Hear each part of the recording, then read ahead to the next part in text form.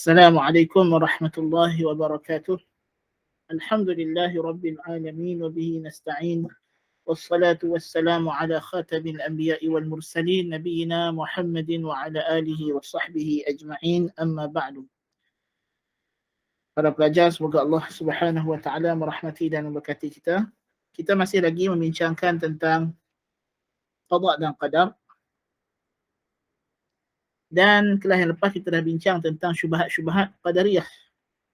Ya, pun begitu, syubhat yang kita bincang itu lebih kepada golongan qadariyah yang menafikan iradah, yang menafikan masyiah dan khalq.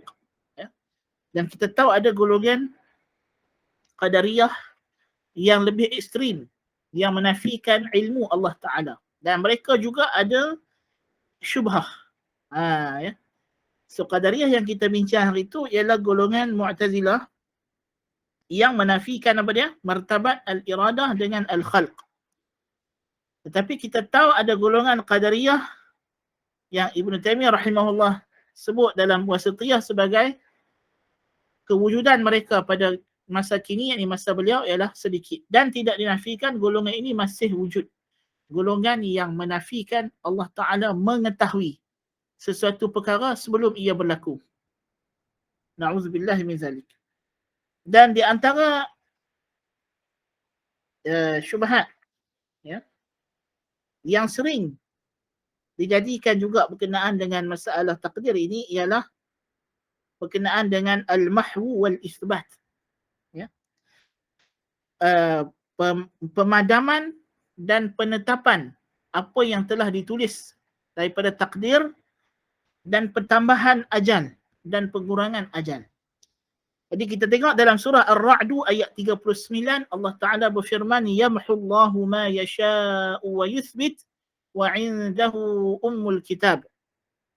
Allah memadam apa yang dia kehendaki dan dia menetapkan apa yang dia kehendaki. Dan di sisinya ada ummul kitab. Jadi yang kita kena tahu bahawa maksud ayat ini bukan bermakna takdir itu Allah Ta'ala ubah mengikut pengetahuannya yang semasa. Tidak. Bukan macam kita manusia pindah undang-undang di parlimen mengikut keperluan semasa atau SOP diubah mengikut keadaan semasa daripada fasa pertama, kedua, ketiga, keempat. Lepas tu bila kes menurun, dilonggarkan, kes naik ni. Tak, bukan macam itu. Yang dimaksudkan yang dipindah di sini ialah catatan malaikat. Ya, catatan malaikat. Adapun wa indahu ummul kitab, dan di sisi Allah lah induk kitab. Yakni ilmu Allah tidak berubah. Yang berubah hanya tulisan, catatan takdir. Kerana kita kata takdir ada 4 martabat. Martabat ilmu, kitabah, masyiah, khalq. So yang berlaku perubahan ialah pada kitabah, penulisan, bukan pada ilmu Allah Subhanahu wa taala. Jadi dan kitabah itu pun mengikut para ulama ahli sunnah wal jamaah ialah kitab yang ada pada malaikat, suhuf malaikah.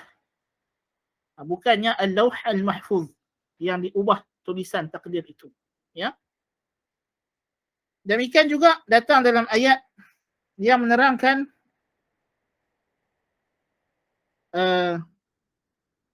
ataupun dalam hadis Nabi SAW, man arada an yunsa'a fi ajalih wa yubsata fi rizqih falyasil rahimah. Siapa yang nak supaya umurnya dipanjangkan dan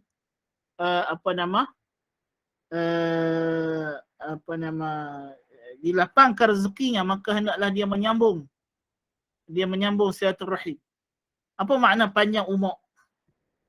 Ya, panjang umur di sini kata para ulama dari sudut keberkatan umur. Keberkatan umur. Ya, sebab datang dalam hadis yang lain dalam Sahih Muslim, ya, Ummul Mukminina Ummu Habibah radhiyallahu anha berdoa kepada Allah Ta'ala, ya Allah panjangkanlah usia aku bersama dengan suamiku, bersama dengan saudaraku Muawiyah. Jadi Nabi kata, apa yang kamu minta itu ialah perkara yang sudah ditetapkan, tidak berubah. Umur berapa tahun kita hidup ni semua tidak berubah. Ya. Jadi sebab itu dilarang kita minta doa panjang umur sahaja macam itu, melainkan minta dipanjangkan umur dalam ketaatan. Yang ini diberikan keberkatan masa. Ya, diberikan keberkatan masa itu digunakan untuk taat kepada Allah Subhanahu wa taala. So itu mungkin beberapa kekeliruan yang ditimbulkan oleh golongan Qadariyah. Demikian juga firman Allah Subhanahu wa taala dalam surah An-Nisa, "Ma asabaka min hasanatin famin Allah wa ma asabaka min sayyi'atin famin nafsik." Apa yang menimpa kamu daripada kebaikan daripada Allah, apa yang menimpa kamu daripada keburukan dari diri kamu sendiri. Di sini hasanah dan sayyi'ah, baik dan buruk yang dalam konteks ayat surah An-Nisa ayat 79 ini ialah kejadian alam. Daripada musibah, daripada bencana, itu maksud sayyi'ah. Dan hasanah ialah keberkatan rezeki, kesenangan hidup, ya, cuaca yang baik, kemakmuran ekonomi, kestabilan politik. Itu maksud. Bukan maksud ayat 79 surah An-Nisa ini amalan baik yang kamu buat daripada Allah, amalan buruk yang kamu buat adalah daripada diri kamu, bukan. Ya. Kerana Allah Ta'ala berfirman dalam ayat 78 sebelumnya, kita kena ingat, Allah Ta'ala menceritakan perkataan orang munafiqin. وَإِن تُصِبْهُمْ حَسَنَةٌ يَقُولُوا هَذِهِ مِنْ عِنْدِ اللَّهِ وَإِن تُصِبْهُمْ سَيِّئَةٌ يَقُولُوا هَذِهِ مِنْ عِنْدِكَ قُلْ كُلٌّ مِنْ عِنْدِ اللَّهِ فَمَا لِهَؤُلَاءِ الْقَوْمِ لَا يَكَادُونَ يَفْقَهُونَ حَدِيثًا فما لهؤلاء القوم لا يكادون يفقهون حديثا ما أصابك من حسنة فمن الله وما أصابك من سيئة فمن نفسك. Ayat 78 Allah Ta'ala kata orang munafikin berkata jikalau timpa kepada mereka satu kebaikan, dia berkata ini daripada sisi Allah. Dan bila timpa kepada mereka keburukan, mereka kata ini daripada sisi kamu, wahai Muhammad. Jadi kamulah punca dan sebab yang menyebabkan berlakunya bencana kekalahan dalam perang. Ya? Ataupun kematian dalam peperangan. Katakanlah olehmu, wahai Muhammad, semuanya daripada sisi Allah. Yang ini baik dan buruk daripada sisi Allah. Hampir sahaja mereka ni tidak faham perkataan. Apa yang menimpa kamu daripada kebaikan daripada Allah, apa yang menimpa kamu daripada keburukan daripada diri kamu. So di sini ada dua konteks. Yang pertama, qul kullum min indillah. Katakanlah olehmu semuanya daripada sisi Allah. Yang ini dicipta, ditentukan oleh Allah. Tetapi puncanya, kalau ia benda baik, maka itu daripada Allah. Fadilat, kurniaan Allah. Adapun apa yang menimpa kamu daripada keburukan, famin nafsika. Yang ini disebabkan hak yang kamu dapat disebabkan dosa yang kamu buat. Itu adalah hukuman yang kamu layak terima. Itu maksud ayat. Bukan Allah Ta'ala hanya cipta benda baik, benda buruk dia tak cipta. Bukan. Ya. Allah Ta'ala beritahu, qul kullun min indillah. Semuanya daripada sisi Allah. Min indi Allah. Dicipta oleh Allah. Tetapi bila dia tidak ada indi, min secara direct, min nafsika. Ma asabaka min hasanatin fa minallah. Minallah yakni ibtidaan. Tanpa perlu ada sebab apa-apa untuk Allah Ta'ala beri kebaikan kepada kamu kerana dia Ar-Rahman Ar-Rahim.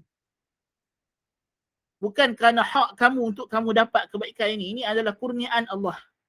Wa ma asabaka min sayyi'atin, dan apa yang kena daripada keburukan, bencana dan sebagainya, famin nafsik, maka puncanya daripada diri kamu yang kamu berhak dapat benda itu kerana dosa dan kesalahan kamu.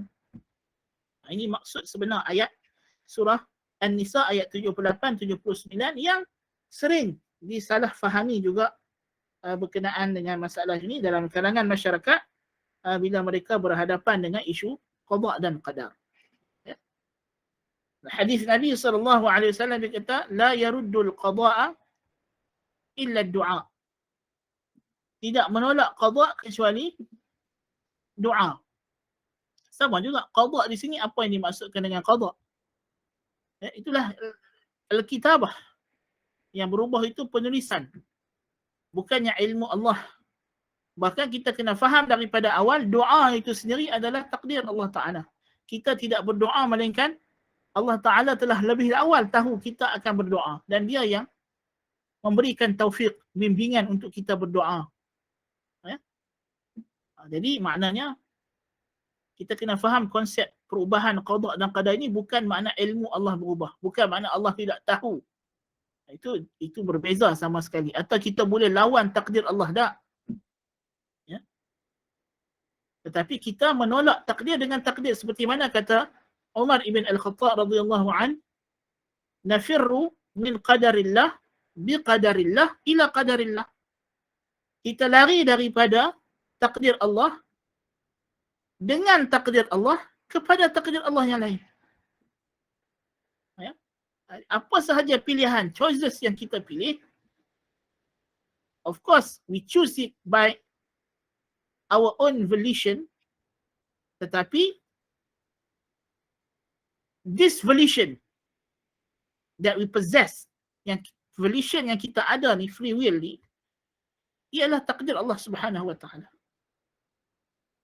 Telah dicipta oleh Allah Ta'ala. Tidak dapat lari daripada takdir Allah. Tapi kita bergerak, berusaha dalam kerangka takdir Allah Subhanahu wa Ta'ala. Sebab itu kalau kita nak bakar satu benda yang tidak terbakar, air, kita nak bakar air, sampai ke sudah tak boleh sebab benda itu di luar daripada takdir Allah Subhanahu wa Ta'ala. Kita tak mau bagi air memadamkan api. Kita nak curah ayak tapi tak mau bagi ayak, tak mau bagi api padam. Sampai ke sudah tak boleh pasal takdir Allah ialah kalau ayak kena ke api, padam, basah, tak boleh nyala. Apa yang kita boleh buat ialah kalau kita nak bakar kayu api dan sebagainya, kita kena pastikan dia kering.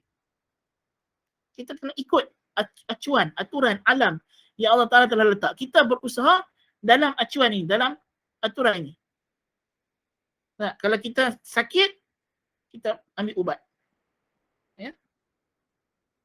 Kita tak boleh anggap penyakit tu akan sembuh macam itu sahaja. Karena aturan alam yang Allah Ta'ala sediakan, ma anzalallahu da'an illa wa anzala ma'ahu dawa'a. Allah Ta'ala tidak menurunkan satu penyakit melainkan dia turunkan bersamanya ubat, kata Nabi SAW. Nah.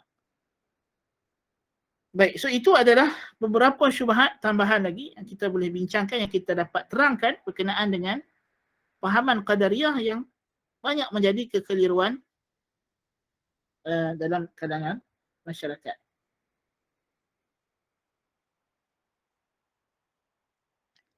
Baik. Kemudian kita ada golongan lain yang dinamakan sebagai golongan Jabriyah. Manakala golongan Jabriyah ini pula, ini juga ada dalam kalangan masyarakat, itulah golongan yang mendakwa bahawa apa sahaja perbuatan yang mereka buat adalah takdir Allah, maka Allah Ta'ala redha. Allah Ta'ala terima. Dan ini banyak sekarang ni muncul, kita dengar daripada golongan-golongan yang buat maksiat. Ya, golongan LGBT misalnya, dia kata, kalau Allah Ta'ala tak suka LGBT, kenapa dia cipta? Saya dah jadi macam ni, dah Tuhan yang buat saya macam ni, saya ikut sajalah. Tuhan yang buat saya ada kecenderungan seksual macam ni, dia kata. Tuhan yang buat saya jadi macam ni, jadi saya ikut sahaja. Tuhan buat saya jadi jahat, saya jahatlah. Dia kata kita tak boleh lawan kehendaknya. Kita tak boleh lawan kehendak Allah dengan kehendak kita sendiri. Tetapi kita boleh, macam kita kata, lari daripada takdir Allah dengan takdir Allah kepada takdir Allah yang lain. Actually, kecenderungan seksual kamu itu yang kamu anggap ianya tidak boleh diubah, boleh diubah dalam kemampuan. Ada jalan, ada cara untuk memastikan kamu balik kepada fitrah. Bahkan Allah Subhanahu wa Ta'ala, dia menciptakan kamu bukan dengan kecenderungan Maksudnya asalnya diciptakan kepada kamu alat untuk melakukan hubungan seksual lelaki dengan wanita. Ya? Sebab itu bila berlaku hubungan lawan jantina, dia akan menghasilkan kerosakan. Sesama jantina, hubungan itu menghasilkan kerosakan. Penyakit, tidak dapat menghasilkan zuriat. Ya? Kalau orang perempuan dengan perempuan, laki dengan laki, sampai sudah tak mungkin dapat anak. Hanya dengan bergantung dengan hubungan seksual itu. Yang mereka dakwa dapat anak tu semua, anak angkat ataupun mereka pergi buat. Tetap kena menggunakan benih lelaki dan perempuan. Tak mungkin benih lelaki dan lelaki jadi anak. Menunjukkan Allah Ta'ala mentakdirkan hubungan seksual itu lelaki dengan wanita. Ya? So tidak ada alasan kamu mengatakan saya jadi macam ini kerana Allah Ta'ala sudah takdirkan, jadi kena ikut. Tak? Dan punca juga mereka tak faham beza di antara iradah syar'iyah dengan iradah kauniyah. Yang kita disuruh ikut ialah iradah syar'iyah. Kehendak Allah yang syar'i. Dan kita diberi kemampuan oleh Allah Ta'ala untuk melawan hawa nafsu. Tidak ada apa pun larangan dan suruhan Allah melainkan dia dalam kemampuan kita. Apa yang Allah larang, memang kita diberi kemampuan oleh Allah untuk kita tinggal benda tersebut. Apa yang Allah Ta'ala suruh, memang kita diberi kemampuan untuk buat perkara tersebut. Kita ditakdirkan untuk mampu memilih perkara tersebut. So, tidak ada alasan untuk kamu kata dah, saya tak salat ni buat macam mana kalau Allah Ta'ala kehendaki saya salat. Memang kamu dicipta oleh Allah Ta'ala daripada awal. وَمَا خَلَقْتُ الْجِنَّ وَالْإِنسَ إِلَّا لِيَعْبُدُونَ. Memang kamu dicipta oleh Allah Ta'ala untuk salat, untuk puasa, untuk zakat, untuk haji. Mana boleh dia kata Allah Ta'ala, kalau Allah Ta'ala nak saya salat, saya salat. Memang Allah Ta'ala nak lah. Sebab Allah Ta'ala suruh, aqimus salah wa atuz zakah. Kan? Dia cipta kamu dengan bentuk tubuh badan yang memang sesuai untuk salat. Sesuai untuk rukuk, sujud. Macam mana lagi kamu nak kata dia tak nak kamu salat? Tak. Jadi golongan Jabriyah ini hakikatnya para ulama dan yang membawa pahaman Jabriyah ni adalah Al-Jaham ibn Safwan pada asalnya. Dan Jaham bin Safwan dia menafikan kerana dia menafikan kudrah dan iradah daripada manusia kerana dia nak isbat kudrah dan iradah pada Allah. Sebab Jaham bin Safwan dia ada kaedah dalam masalah asma' wa sifat macam kita dah bincang sebelum ni. Apa yang ada pada makhluk kita kena nafikan daripada Tuhan. Jadi di antara isunya ialah kalau kita kata makhluk berkehendak, makhluk berkuasa, maka kita kena menafikan kehendak dan kuasa daripada Tuhan. Dan ini Jahmiyah, golongan Jahmiyah faham bahawa kalau kita nafikan kehendak dan kuasa daripada Tuhan, maknanya habislah Tuhan tidak berkuasa. Tak boleh. So disebabkan Jahmiyah nak isbat kudrah dan iradah kepada Allah dan nak isbat al-khalq, penciptaan kepada Allah, maka dia kena nafikan kudrah dan iradah daripada makhluk. Maka sebab itu dia bawa fahaman Jabriyah ini. Tapi ini tentulah fahaman ini dibina daripada usul yang salah dalam konsep asma' wa sifat lagi. Dan untuk menjawab syubhatnya ini balik kepada usul asal masalah. Asal isunya adalah pada isu pemahaman dia terhadap asma' wa sifat yang salah. Yang telah pun kita bincangkan sebelum ini. Dalam masalah tauhidul asma'i wa sifat. Pun begitu, golongan Jabriyah ya, yang banyak tersebar dalam masyarakat ialah golongan Jabriyah yang kita sebut tadi, golongan yang tidak boleh membezakan di antara iradah Allah Ta'ala yang kauni dengan iradah Allah Ta'ala yang syar'i. So mereka ni anggap apa yang Allah Ta'ala kehendaki Allah redha. Jadi kalau Allah dah redha, kita kena redha dengan maksiat, kita kena redha dengan benda-benda yang mungkar. Dia kata ini punca kesilapan golongan Jabriyah yang macam ini kerana mereka tak boleh nak differentiate di antara iradah syar'iyah dengan iradah kauniyah. Yang kita dah bahaskan dan kita dah jelaskan berkenaan dua jenis iradah ini daripada Allah Subhanahu Wa Taala yang kita kena bezakan mana yang kita kena redha, mana yang kita tak boleh redha. Yang kita disuruh redha kejadian alam ni dari sudut ia adalah ciptaan Allah. Tetapi bukan bermakna kita kena redha setiap kejadian alam. Kerana ada benda yang Allah Ta'ala cipta, dia sendiri tidak redha benda tersebut. Wala yarda li'ibadihi al-kufr. Allah tidak redha bagi hambanya kekufuran. Jadi macam mana kita nak redha? Dia sendiri, Allah Ta'ala sendiri tak redha. Jadi adalah satu kekeliruan yang besar daripada golongan yang mengatakan kalau dah Allah Ta'ala jadikan ada kufur dalam alam ni, kita kena terima. Kita kena terbuka. Sedangkan Allah Ta'ala juga dalam masa yang sama, dia sendiri berkata, Inna ad-dina 'inda Allahil Islam. Allah Ta'ala juga kata, Wa man yabtaghi ghayra al-islami dinan falan yuqbala minhu wa huwa fil akhirati minal khasirin. Adapun Tuhan ciptakan kufur, maksiat ini ada hikmah lain. Dan hikmahnya adalah untuk menzahirkan kebenaran. Dan manusia diberi kuasa, diberi kemampuan, volition untuk memilih. Ya? Allah Subhanahu wa Ta'ala granted us volition, beri kita keupayaan untuk memilih. La ikraha fid din. Tidak ada paksaan dalam memilih agama. Kita boleh pilih Islam. Qad tabayyana ar-rusydu minal ghayy. Telah jelas mana yang benar, mana yang salah. Dan secara logiknya, manusia yang ada kemampuan untuk memilih, selain daripada dia ada kemampuan untuk memilih, manusia juga diberi logik, diberi pertimbangan akal yang waras. Digabungkan dua perkara ini dengan hakikat Islam itu adalah agama yang telah jelas kebenarannya, dan selain daripada Islam telah jelas kebatilannya, hanya ada satu kesimpulan sahaja yang akan berlaku sepatutnya, yang ideal, iaitulah kita memilih Islam. Itu maksud la ikraha fid din, qad tabayyana ar-rusydu minal ghayy. Faman yakfur bit-taghuti wa yu'min billahi faqad istamsaka bil-'urwati al-wuthqa la infisama laha. Wallahu sami'un 'alim. Bukan bermakna la ikraha fid din, kita benarkan orang kufur, tak. Konsep pemahaman ayat itu pun sudah salah. Tak betul. Ya, dikaitkan lagi dengan kefahaman yang terhadap masalah qada dan qadar yang salah, yang keliru. Ya, la yukallifullahu nafsan illa wus'aha. Allah tidak membebankan satu jiwa melainkan dalam kadar kemampuannya. Laha ma kasabat, maka baginya ganjaran atas kebaikan yang dia buat, wa 'alaiha maktasabat, dan atasnya hukuman disebabkan keburukan yang dia lakukan. Jadi dalam kemampuan.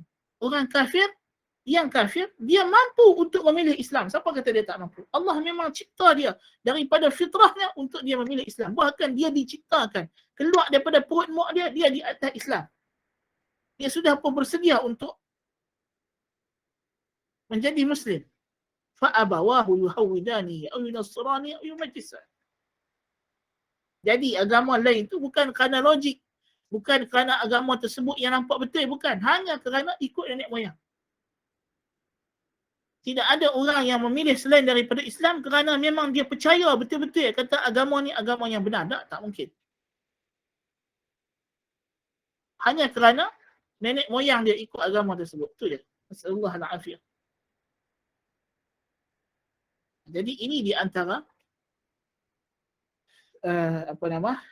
kekeliruan yang ditimbulkan oleh pahaman Jabriyah. Dan insya-Allah kita akan sambung perbincangan kita nanti. Biiznillah ta'ala. Berkenaan satu lagi golongan Jabriyah yang lebih rumit, yang lebih filosofikal, yang lebih banyak falsafahnya, iaitulah golongan Al-Ash'ariyah. Dan ini juga pahaman yang sangat bahaya dan besar yang berlaku dalam masyarakat. Dan fahaman Jabriyah yang dibawa oleh Asy'ariyah ini boleh dikatakan di antara penyumbang besar kepada berlakunya syirik dalam kalangan umat Islam. Jadi insya-Allah kita akan tangguhkan dahulu perbincangan kita biiznillah, dan kita akan sambung pada kelas yang akan datang. Aqulu qouli hadza wa astaghfirullahal azim li wa lakum. Subhanakallahumma bihamdika asyhadu an la ilaha illa anta astaghfiruka wa atubu ilaik. Shallallahu ala nabiyyina Muhammad wa ala alihi wa sahbihi wa barik wa sallim. Assalamualaikum warahmatullahi wabarakatuh.